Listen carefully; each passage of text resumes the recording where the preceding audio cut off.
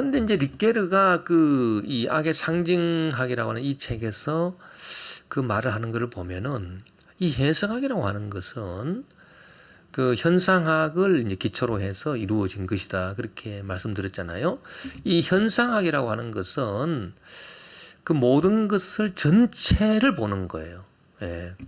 그 논리적으로 딱딱 이렇게 그 쪼개가지고 이거는 이렇고 이거는 이렇고 저거는 저렇고 이런 식으로 분리해서 보는 게 아니라 분리해서 봐가지고 다 결론을 합하는 것이 아니라 그런 요소론적인 방법이 아니라 그 홀리스틱하다. 그래서 그 현상학적이다라고 하는 것인데 그 현상학적이다라고 하는 것은 인투이션, 직관을 통해서 그 이성이 아니라 분석하는 어널리시스하는 이성이 아니라 그 논리적인 방법이 아니라 그 인투이션, 직관을 통해서 전체를 한꺼번에 다 같이 보겠다는 얘기거든요. 그게 현상학이고 그 현상학에 그 기초해서 전체를 이렇게 드러내고자 하는 그 해석학이 나왔기 때문에 상당히 이제 현상학적 방법을 쓰는데 이 현상학적 방법을 쓴다라고 하는 것은 다 이렇게 연결되어 있음을 말하는 겁니다. 전체론적인 거기 때문에. 그래서 그 흠이나 때나 오염의 이 상징이 그 흠과 때와 오염의 상징은 그거고 뭐 죄에서 우리가 분석할 수 있는 상징은 또 이런 것이고 완전 둘이 구별되어 있다. 그게 아니라 그런 거는 현상학적이 아닌 것이고 이게 서로 이렇게 그 맞물려 이렇게 있어서 특히 이제 흠, 때, 오염의 상징이 이제 그 죄의 상징에도 그 죄에 대한 그 단어들을 우리가 살펴보면서 나오는 상징에도 그것이 묻어 있는 거를 또 리케르가 그 발견하고 말하고 있는데 흠의 상징에서처럼 그 어떤 있다라고 하는 거, 뭐 실제 하는 것이 또 이 죄에 그 대한 그 상징을 분석하는데도 이제 나오더라는 것입니다. 죄의 실제성이 있다는 것입니다. 그런 악이 있다라는 겁니다. 그래서 흠의 상징에서처럼 실체로서의 죄가 또 드러나게 되는 것인데 즉 죄의 고백은 죄인이 그 악을 의식해서 나온 것이 아니라 예언자들이 폭로하고 드러낸 악의 실제를 죄인이 자기 내면에서 본 것이 아니라 바깥에서 본 것이다.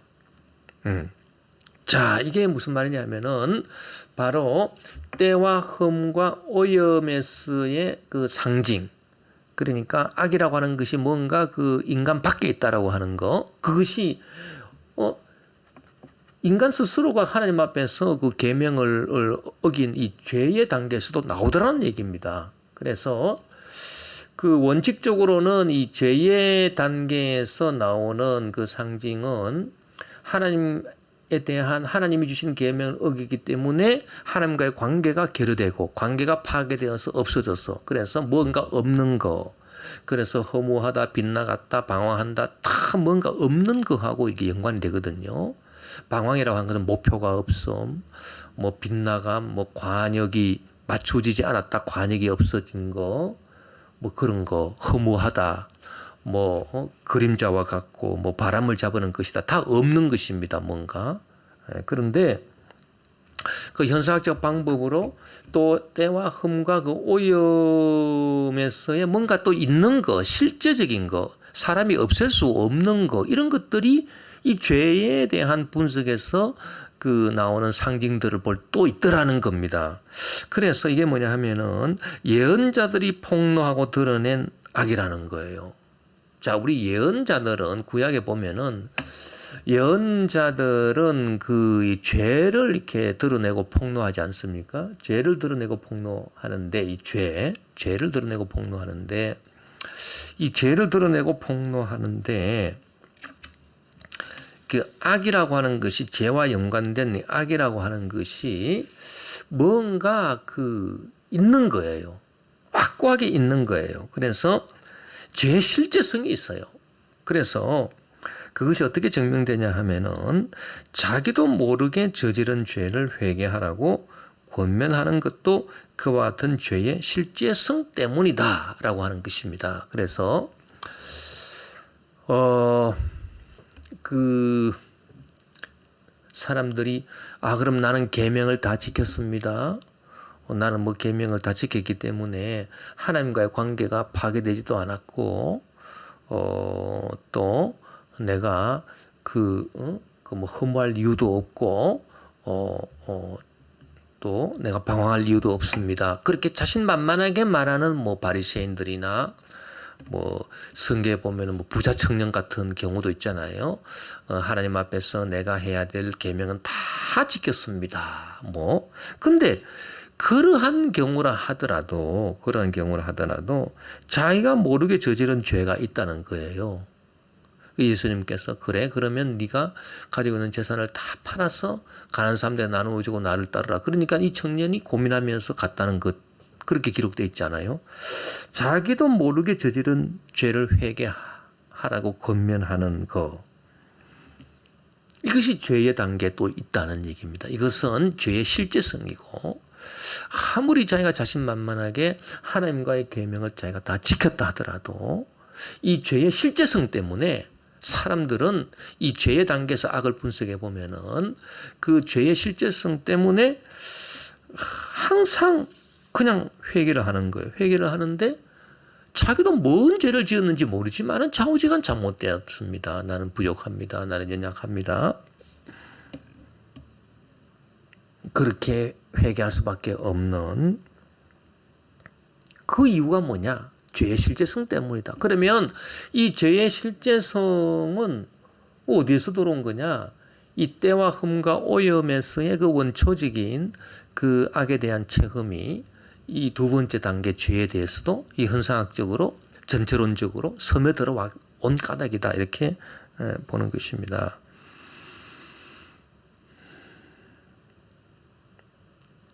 또 죄라고 하는 것은 처음부터 개인적인 것이죠. 개인적인데 그 예언자들이 말한 거 보면 상당히 이스라엘 공동체적이고 따라서 이제 개인적인 것이 아니라 주관성적인 그런 성격도 띈다라고 하는 것입니다.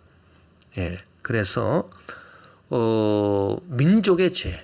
예, 그 민족의 죄가 어떤 그 민족의 어떤 구조적인 죄가 나의 죄이기도 하다. 이런 것들은 죄가 좌우지간 없어지지 않는다. 그 뭔가 있다. 밖에서 들어온 때나 흠이나 오염처럼 이 죄도 실제하는 것이다. 라고 하는 걸 보여주는 거예요. 내가 아무리 깨끗해도 내가 속해 있는 민족, 내가 속해 있는 인류, 이게 다 범죄 집단이다. 예. 죄가 실제적이다. 죄가 있다. 뭐 이런 얘기입니다. 그 흠과 때와 오염의 상징이 들어온 겁니다. 그런 요소들이. 그리고 원죄 같은 것도 마찬가지. 원죄도 죄가 있다는 거예요. 내가 어찌할 수 없는 원죄는 내가 지은 게 아니지 않습니까? 내가 지은 자범죄가 아닙니다. 그러나 모친이 죄중에서 나를 잉태하였습니다. 라고 다윗이 고백했듯이 이거는 내가 어찌할 수 없는 죄라는 얘기죠. 바깥에서 들어온 것으로서 내가 막을 수 없는 거예요. 내가 어찌할 수 없는 거예요. 그 사탄이 뱀의 형상을 하고 에덴 낙원에 들어온 것을 내가 어찌할 수 없는 거예요. 아담 하와가 어찌할 수 없는 거예요. 그런 죄의 실제성 이것이 있더라는 얘기입니다. 예. 흠과 오염과 때의 그 단계에서 나타난 어떤 실제적인 그런 실제성의 성격이 이 죄의 단계도 있어서 유전적인 죄, 원죄, 내가 어찌할 수 없잖아요. 내가 어찌할 수 없어요. 막을 수 없어요. 그러나 나한테 주어진 거예요. 외부에서 그냥 나한테 주어진 것처럼. 그래서 이런 원죄라든지 무슨 뭐 공동체의 뭐 죄라든지 무슨 뭐 이런 것들은 그리고 자기도 모르지만은 자기로 하여금 회개케 만드는 그런 어떤 죄의 실제성 이런 것들은 다 죄가 있는 것과 관계되는 것이고 또 앞서 말한 것처럼 하나님과의 관계 파괴와 관계를 파괴하는 것이 죄이기 때문에 관계 파괴다 없어졌다 관계 결여 부족 없음 이런 것과 연관되는 빗나감이나 방황이나 또 뭐 덧없음이나 허무함이나 뭐 이런 것들도 이제 그 죄의 단계에서 상징적인 단어들이 드러내는 악의 현실성이다. 그렇게 우리가 볼 수 있습니다. 결국 죄는 내면적이기도 하지만 동시에 객관적이다. 죄는 내면적이기도 하지만 객관적이다. 그래서 논리 전개가 이제 그 이 악의 상징학에서 어떻게 이제 흘러가냐 하면은 이 흠과 흠 때 이 오염의 이제 상징에서는 완전 외부적인 거죠. 그 다음에 이제 죄의 단계로 오면은 외부적인 것도 있고 내부적인 것도 있다. 그래서 내부적으로 하나님과의 관계가 파괴되기 때문에 결여, 부족, 무, 허무, 방황, 빗나감, 없음, 덧없음 뭐 이런 거는 전부 다 이제 내부적인 것이고 외부적인 것이 또 있어요. 그래서 실제 죄가 있다. 공동체 죄가 있고 그리고 내가 알 수 없는 죄가 있어서 항상 회개해야 되는 거고 내가 율법을 다 지켰어도 또 뿐만 아니라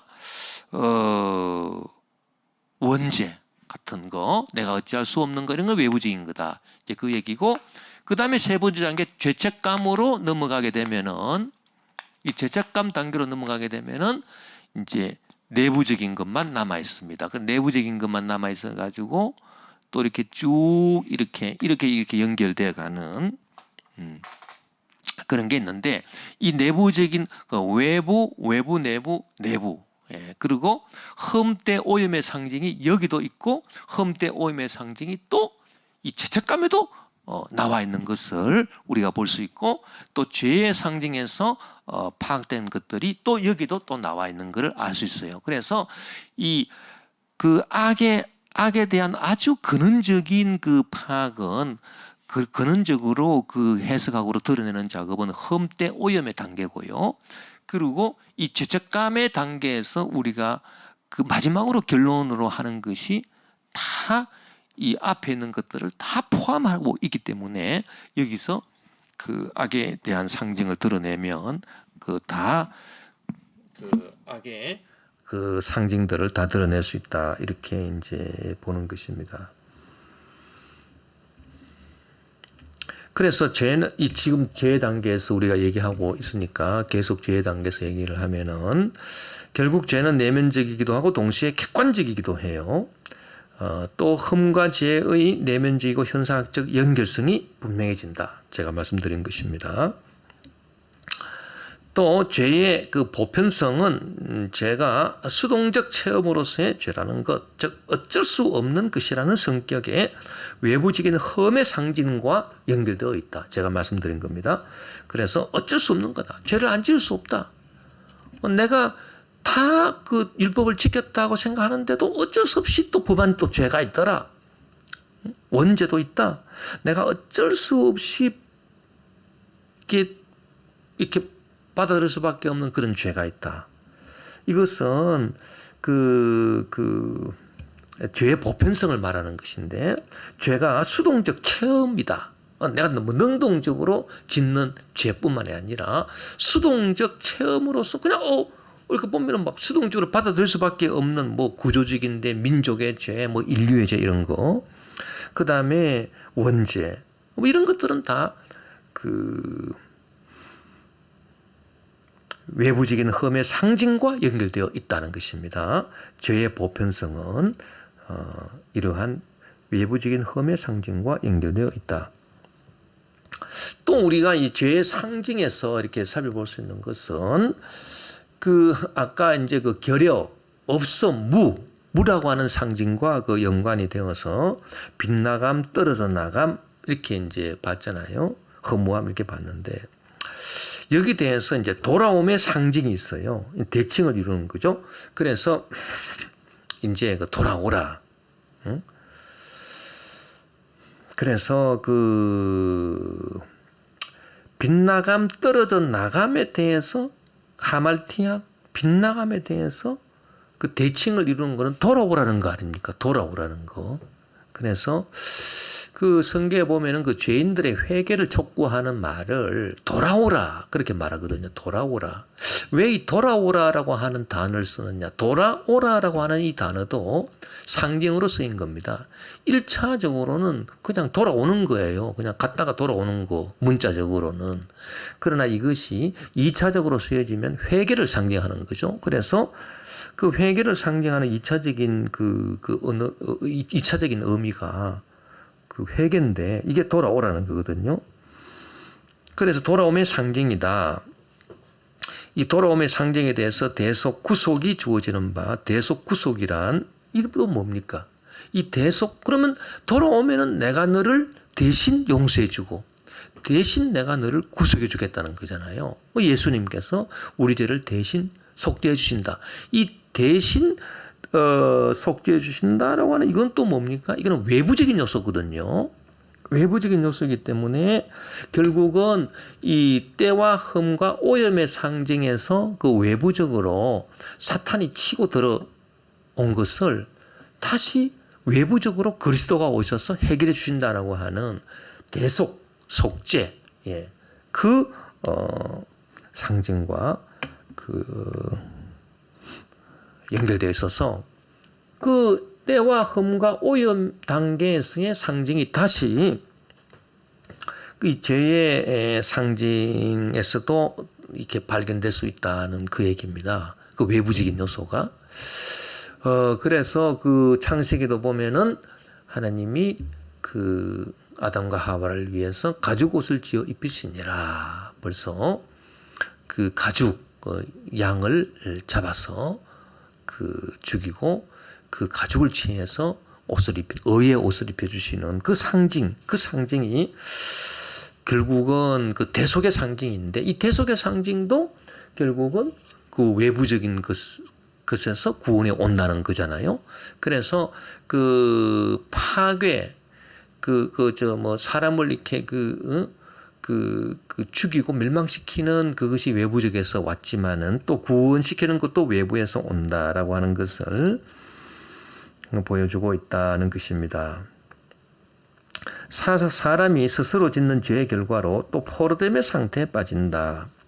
이 죄의 단계에서 또 나타나는 그 단어를 보면은 구약 성경에 너희들은 이제 포로가 되었다. 바벨론의 포로가 되었다. 이 포로됨이라고 하는 단어가 나오는데 이 포로됨이라고 하는 단어도 그 1차적인 문자 의미는 그냥 전쟁하다가 포로된 거예요. 그러나 이것이 2차적으로는 죄를 지은 사람의 그 어떤 결과, 그 비참함을 상징적으로 말해주는 단어가 포로됨이잖아요. 그래서 이렇게 포로됨이라고 하는 이 상징 언어를 우리가 분석함으로써 이 악의 실체를 이제 현실성을 드러낼 수 있다고 봤는데 이 포로됨의 상징이라고 하는 것은 뭐냐? 자기 스스로 죄를 지은 결과로 주어지는 것입니다. 그러나 그 결과로 사람이 빠질 수밖에 없는 환경이다라고 하는 외부적인 흠의 구조가 재등장하고 있다. 그래 보는 거죠. 그래서 포로됐다? 자기가 죄를 지었기 때문에 포로가 된 거예요. 그러나 포로되고 나니까 이제는 자기가 꼼짝달싹할 수 없이 외부적인 환경에 옥죄어져 버리고 말았다. 포로가 되어서 자기 스스로 의지로는 나갈 수가 없다라고 하는 그런 얘기입니다. 그러면 사람이 빠질 수밖에 없는 환경이다. 자기 스스로는 나갈 수 없는 사람이 빠질 수밖에 없는 환경이라고 하는 이 부분은 이 외부적인 흠의 요소가 다시 또 여기 이 죄의 상징에서도 들어오게 된 그것을 보여주고 있다는 것입니다. 죄인은 나중에 돌아옴을 통하여 죄사함을 받게 되면 자유의 상징으로 연결됩니다. 자유. 그래서 이 자유의 상징도 내가 자유하게 되니까 이제 내 주체가 이 책임적인 주체가 내가 이제 자유함을 얻었다. 나 자유함을 얻었다라고 이렇게 말할 수 있는데 동시에 이것도 외부적인 요소가 있다. 외부에서 들어온 요소가 있다. 흠의 그 상징에서 볼 수 있었듯이 외부의 실제적인 요소가 들어와 있는데 그게 뭐냐면 해방의 상징이다. 자, 자유를 얻었다라고 하는 거는 이 주체가 자기가 자유를 얻은 것이죠. 대속의 은혜로 자유를 얻은 것이 주체가 누릴 수 있는 그 특권이지 않습니까? 자유. 근데 이 해방의 상징이 또 나오거든요. 이 죄의 단계에서 우리가 분석을 해보면 내가 너를 뭐 해방시켰다. 이제는 뭐 해방되었다. 뭐 이런 해방. 그럼 해방이라고 하는 것은 내가 나를 위해서 해방할 수는 없는 겁니다. 나는 자유를 얻는 거지만 해방시켜 준다라고 하는 것은 외부에서 나를 해방시켜 주는 거거든요. 그래서 험의 구조, 다시 그 외부에서의 어떤 실제적인 것이 이 해방의 상징을 통해서 다시 죄의 상징으로 들어온 것을 보여준다는 겁니다. 그래서 그 리케르가 이제 그 분석한 것을 보면은 험과 때와 오염의 상징에서, 즉 외부적이고 실제적인 그 차원에서 이렇게 그 얘기했던 것들이 이 죄의 단계에서 또 다시 돌아오고 있는 것을 이렇게 보여준다. 서로 다 연결이 되어 있는 것을 그렇게 보여주고 있다. 물론 험과 때와 오염의 그 단계에서는 찾아볼 수 없는 그 하나님과의 계약의 파기, 관계, 결여, 뭔가 없는 것, 그 무의 상징이 이 죄의 단계에서 발견되기도 하지만은 흠과 때와 오염의 그 단계에서 발견되는 뭔가 외부적이고 실제적인 것들이 이 죄의 단계에도 들어오는 것을 우리가 또 볼 수 있다. 현상학적으로 살펴볼 수 있다라고 하는 것입니다. 속죄의 날에는 이 죄 단계에서 또 우리가 이제 살펴볼 수 있는 것은 속죄의 날, 레위기 16장 같은 데 보면은 이 속죄의 날에는 죄를 고백하지 않습니까? 죄를 고백해야 하지만은 여러 가지 피를 뿌리는 속죄 행위가 중심을 이루고 양을 그 아사셀의 염소를 이렇게 광야에 내보내는 그런 의식이 있지 않습니까? 그래서 이러한 속죄의 상징은 두 가지입니다. 씻는 거. 그래서 죄라고 하는 것은 씻는 거예요. 죄를 일단 고백하는 거. 이 죄를 고백하는 거는 이 책임적인 주체가 자기 스스로 해야 되는 행동이고요. 그런데 피를 뿌리는 거하고 그 피를 뿌려서 씻는 거하고 그 다음에 그 양을 광야에 추방시키는 것, 이 씻고 추방시킨다라고 하는 이 속죄 행위에서 나타난 그 상징은 뭐냐? 이것도 뭔가 외부적인 거잖아요. 왜 그 자기와 상관없는 양을 죄를 뒤집어 씌워서 광야로 내보냅니까? 그리고 그 피를 뿌려가 짐승의 피를 뿌려서 씻는 그런 일, 이런 것들, 이런 거는 그 속죄의 상징인데 이 속죄의 상징은 원래 외부적인 거라면 그 양을 추방한다든지 뭐 피를 뿌리는 다 외부적인 거죠. 이런 외부적인 것이 이 책임적인 주체가 용서를 받는 이 내부적인 용서의 상징을 더욱 풍요롭게 하기 위해서 이렇게 들어온 것을 볼 수가 있다. 그래서 어쨌든 이 두 번째 단계, 이 죄의 단계에서는 그 외부와 내부가 이렇게 서로 긴밀하게 연결되어 있으면서 각종 그런 상징을 통해서 그 악의 그 현실적인 것들을 우리가 드러낼 수 있다는 것입니다. 자, 이러한 죄에 대한 고백, 저는 죄인입니다라고 이제 고백하는 거죠. 그러니까 험과 때와 오염의 그 단계에서 죄 단계로 들어올 때는 그 욥의 고백처럼 내가 무슨 죄를 지었길래 이런 고난을 당합니까?라고 하는 그 고백이었습니다. 그런데 이제 죄의 단계에서 이제 죄책감으로 이제 단계가 이제 이렇게 또 변화할 때는 어떤 고백이냐? 저는 죄인입니다. 알고 보니 저는 참 죄인입니다. 제가 아무리 제가 아무리 율법을 지켰어도 제가 알 수 없는 죄가 있고 제 스스로는 저를 해방시킬 수도 없고 좌우지간 저는 죄인입니다라고 하는 이런 죄에 대한 고백을 통해서 이제는 어떤 단계로 넘어가냐 하면은 순수하게 나의 내부적인 이 죄책감의 단계로 이렇게 죄가 죄책감의 단계로 넘어가면서 이 죄책감의 단계에서 여러 가지 악에 대한 상징들을 우리가 살펴보면 또 그 악에 대한 그 풍부한 그런 그 이해를 우리가 할 수 있다. 그것이 해석학입니다. 예, 그래서 이제 그 죄에 대한 고백을 통해서 죄가 내면화되면서 죄가 완전히 이제 내면화되면서 죄의식으로 된다는 것이에요. 그래서 세 번째 단계 죄의식 라클바빌리 때의 단계로 이제 가는데 이 단계는 죄의식이라는 것이 어떤 잘못을 범했을 때 그 잘못에 객관적인 건 없고요. 완전히 주관적인 거예요. 이제는 완전히 주관적인 계기로 됩니다. 그래서 잘못의 존재론적이고 객관적인 계기하고는 다른 거죠. 죄의식은 내면화된 것입니다. 완전 내면화된 것이기 때문에 이 험의 차원에서는 다 외부적인 거잖아요. 그래서 이 험의 차원에서는 그 고난의 벌이라고 하는 것, 악으로 주어진 고난의 벌로 주어진 악이라고 하는 것이 고난의 벌이라고 하는 것이 복수하고 보복하는 차원이었어요. 네가 금기를 어겼어? 좋아. 그러면 복수를 당한다. 그래서 벌이라고 하는 것이 복수하고 보복적인 차원이었습니다. 그런데 이 죄책감의 단계로 오게 되면은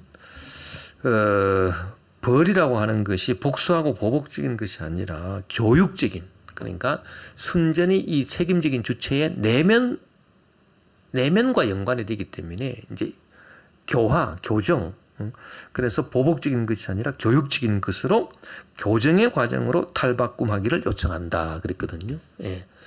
그래서 뭐 우리가 그 형벌의 역사 같은 것도 보면은 그 원시 시대 이런 데서는 상당히 이제 어떤 보복적인 거 그런 게 강하지 않습니까? 그러다가 이제 그 현대 사회에서는 그 벌이라고 하는 것이 네가 죄를 지었기 때문에 남한테 해를 끼친 만큼 너도 고생을 당해라, 이런 보복적인 의미가 아니라 교육적인, 그래서 교도소, 교정센터, 그래서 뭔가 이렇게 바르게 하는 것으로 변화되는 것, 탈바꿈되는 것인데, 이것이 그 험의 차원에서의 그 벌이라고 하는 것이 이제 내면화되면서 그 교육적인 차원으로 주체의 내부 교정 차원으로 탈바꿈되는 것을 말하는 것이고, 악을 측정하는 도구도 이제 달라집니다. 이 죄의 단계에서는 죄가 생기는 그 발생한 죄의 관념이 생기는 범주는 하나님 앞이라 그랬습니다. 하나님 앞.